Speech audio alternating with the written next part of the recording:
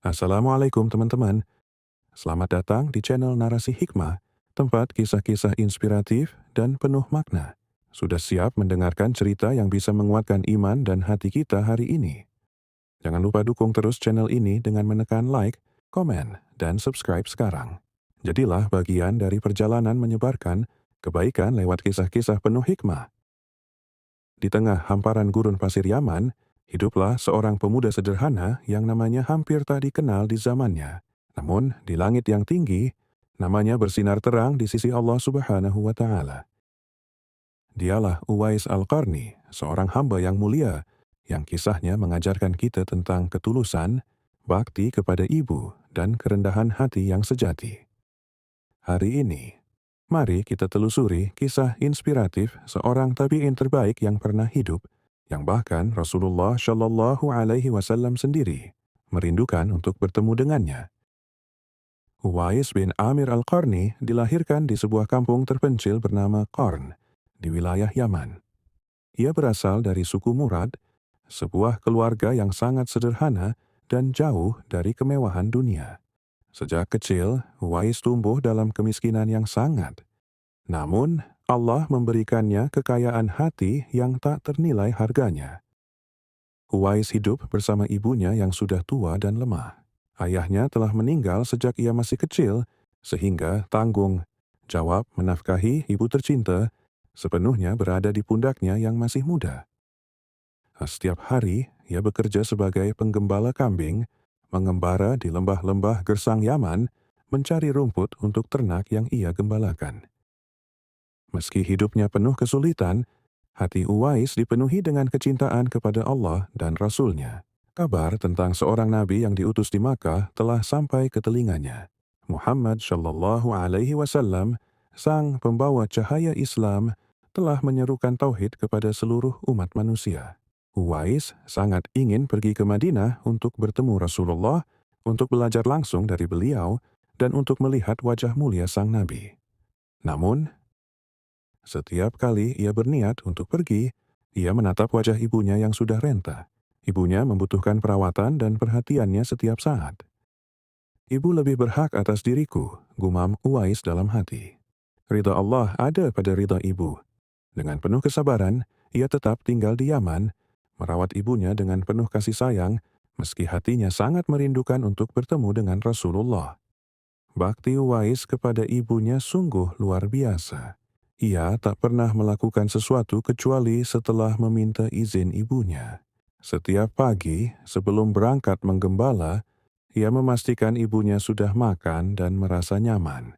Setiap malam, ia pulang dengan membawa hasil kerjanya yang sedikit, namun selalu ia utamakan untuk ibunya terlebih dahulu. Suatu hari, ibunya jatuh sakit. Uwais semakin giat merawatnya, tidak tidur semalaman hanya untuk memastikan ibunya mendapatkan perawatan terbaik yang bisa ia berikan. Ia membacakan ayat-ayat Al-Quran yang ia hafal, meski ia tidak pernah belajar langsung dari Rasulullah. Allah telah membukakan hatinya untuk memahami agama ini dengan sempurna. Para tetangga sering berkata, "Uwais, pergilah ke Madinah, berguru kepada Rasulullah. Kamu adalah pemuda yang cerdas dan saleh. Kesempatan ini tak akan datang dua kali." Namun Uwais hanya tersenyum lembut. "Bagaimana aku bisa meninggalkan ibuku yang sudah tua dan lemah? Siapa yang akan merawatnya jika aku pergi? Rasulullah sendiri telah mengajarkan bahwa surga ada di telapak kaki ibu." Keputusan Uwais ini adalah pengorbanan yang sangat besar.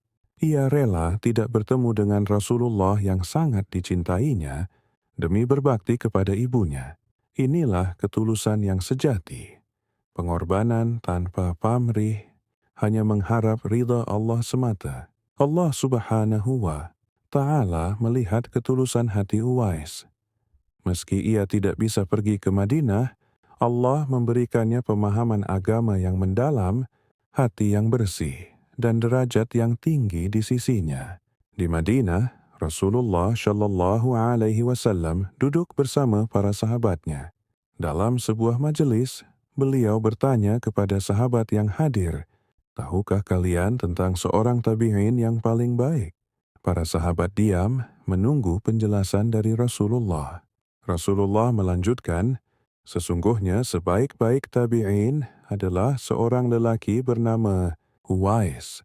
Ia berasal dari Qarn, Yaman. Ia hidup bersama ibunya yang sudah tua. Ia memiliki tanda berupa bercak putih seukuran dirham. Para sahabat tercengang, bagaimana mungkin Rasulullah mengetahui seseorang yang bahkan belum pernah bertemu dengan beliau. Ini adalah karamah yang Allah berikan kepada Rasul-Nya dan sekaligus penghormatan kepada Uwais yang mulia. Rasulullah kemudian bersabda kepada Umar bin Khattab dan Ali bin Abi Thalib, "Jika kalian berdua bertemu dengannya, mintalah ia untuk memintakan ampun bagi kalian. Sesungguhnya ia adalah orang yang dikabulkan doanya oleh Allah." Umar dan Ali radhiyallahu anhuma sangat terkesan. Mereka adalah sahabat-sahabat besar Rasulullah, namun Nabi memerintahkan mereka untuk meminta doa dari seorang yang belum pernah mereka kenal. Ini menunjukkan betapa tingginya kedudukan Uwais di sisi Allah. Rasulullah juga menjelaskan, Uwais tidak bisa datang kepadaku karena ia berbakti kepada ibunya. Ia tidak mau meninggalkan ibunya yang sudah tua dan membutuhkan perawatannya. Inilah yang membuatnya sangat mulia di sisi Allah. Hadits ini diriwayatkan dalam Sahih Muslim, menunjukkan keaslian dan keagungan kisah Uwais Al-Qarni. Kabar tentang perkataan Rasulullah ini menyebar di kalangan sahabat. Mereka semua ingin bertemu dengan Uwais, namun mereka tahu bahwa Uwais masih di Yaman, merawat ibunya dengan penuh kasih sayang. Mereka menunggu dengan sabar hingga suatu hari. Nanti mereka bisa bertemu dengan orang yang mulia ini. Bertahun-tahun berlalu, Rasulullah Shallallahu Alaihi Wasallam telah wafat dan Abu Bakar As-Siddiq juga telah meninggal. Umar bin Khattab menjadi khalifah kedua kaum muslimin. Setiap tahun ketika musim haji tiba, Umar selalu mencari-cari di antara kafilah dari Yaman, berharap bisa bertemu dengan Uwais Al-Qarni. Pada suatu musim haji, Umar bertemu dengan rombongan dari Yaman. Ia bertanya kepada mereka, "Apakah di antara kalian ada yang bernama Uwais bin Amir dari suku Murad, penduduk Qarn?" Para jamaah dari Yaman menjawab, "Ya, ada. Namun, ia adalah orang yang paling tidak diperhitungkan di antara kami. Ia hanya seorang penggembala yang miskin." Mendengar ini, Umar dan Ali justru semakin bersemangat. Mereka tahu bahwa orang-orang besar di sisi Allah seringkali tidak diperhitungkan oleh manusia. Mereka segera pergi mencari Uwais. Ketika mereka menemukannya, Uwais sedang duduk sendiri di sudut Makkah, berpakaian sangat sederhana, penuh tambalan. Umar mendekatinya dan bertanya, "Apakah engkau Uwais bin Amir dari Qarn?" Uwais menjawab dengan rendah hati, "Ya, benar." Umar bertanya lagi, "Apakah engkau berasal dari suku Murad? "Ya," jawab Uwais. Apakah engkau pernah menderita penyakit kusta yang kemudian disembuhkan oleh Allah kecuali sebesar dirham?" Tanya Umar lagi. Uwais terkejut. "Ya, bagaimana Anda tahu?" Umar dan Ali kemudian tersenyum. Mereka bersyukur akhirnya menemukan orang yang telah disebutkan oleh Rasulullah. Umar berkata, "Rasulullah Shallallahu Alaihi Wasallam telah menyebutkan tentangmu. Beliau memerintahkan kami untuk meminta engkau mendoakan kami." Uwais sangat terkejut dan merendah. "Bagaimana mungkin saya, seorang yang hina ini, diminta untuk mendoakan kalian? Kalian adalah para sahabat Rasulullah yang mulia. Seharusnya kalian yang mendoakan saya."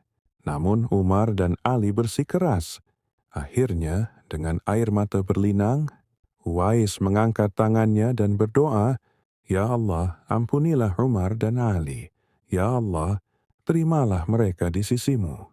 Ya Allah, rahmati mereka dengan rahmat-Mu yang luas." Setelah berdoa, Uwais hendak pergi. Umar bertanya, "Kemana engkau akan pergi, wahai Uwais?" Uwais menjawab, "Ke Kufah." Umar berkata, "Bolehkah aku menuliskan surat pengantar untukmu kepada gubernur Kufah, agar engkau mendapat tempat yang layak?" Uwais menolak dengan halus. Tidak perlu, wahai Amirul Mukminin. Aku lebih suka tidak dikenal oleh manusia. Aku ingin tetap menjadi orang yang tidak diperhitungkan. Cukuplah Allah yang mengenal diriku. Uwais kemudian pindah ke Kufah, sebuah kota di Irak. Di sana, ia tetap hidup dengan sangat sederhana. Ia bekerja serabutan, kadang menjadi buruh, kadang membantu di pasar. Tidak ada yang tahu siapa dia sebenarnya.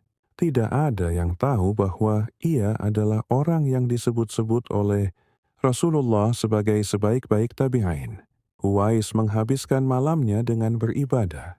Ya, salat tahajud, membaca Al-Quran, dan berdoa untuk kaum muslimin.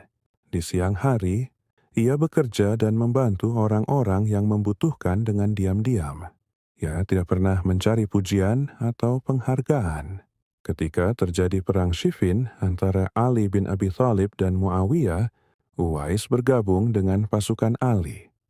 Ia tidak bergabung karena fanatisme kelompok, tetapi karena ia yakin bahwa Ali adalah khalifah yang sah dan berada di jalan yang benar. Dalam pertempuran tersebut, Uwais berjuang dengan sangat gagah berani. Ia tidak takut mati, karena ia tahu bahwa mati syahid adalah kematian yang mulia. Dalam pertempuran sengit, Uwais terluka parah. Ia gugur sebagai syuhada di medan perang pada tahun 37 Hijriah. Ketika jasadnya ditemukan, orang-orang baru menyadari siapa dia sebenarnya. Mereka menemukan tanda yang disebutkan oleh Rasulullah, bercak putih seukuran dirham. Barulah mereka tahu bahwa selama ini, orang yang mulia dan agung yang disebutkan, Rasulullah telah hidup di tengah-tengah mereka tanpa mereka sadari. Ali bin Abi Thalib sangat bersedih. Ia berdiri di samping jasad Uwais dan berkata, "Semoga Allah merahmatimu, wahai Uwais. Engkau datang kepada kami, namun kami tidak mengenalmu. Engkau pergi dari kami, dan kami baru mengetahui siapa engkau." Uwais dimakamkan dengan penuh kehormatan sebagai seorang syuhada yang gugur di jalan Allah. Saudaraku, kisah Uwais Al-Qarni mengajarkan kita begitu banyak pelajaran berharga. Pertama, tentang berbakti kepada orang tua. Uwais rela mengorbankan kesempatan bertemu Rasulullah demi merawat ibunya. Ini menunjukkan bahwa ridha Allah sangat erat kaitannya dengan ridha orang tua, terutama ibu. Rasulullah bersabda, surga berada di bawah telapak kaki ibu. Tidak ada pengorbanan yang terlalu besar untuk kebahagiaan orang tua kita. Kedua, tentang ketulusan dan keikhlasan. Uwais tidak pernah mencari popularitas atau pengakuan dari manusia. Ia hidup sederhana, tidak dikenal, namun sangat mulia di sisi Allah. Ini mengajarkan kita bahwa yang terpenting bukan bagaimana manusia menilai kita, tetapi bagaimana Allah melihat hati kita.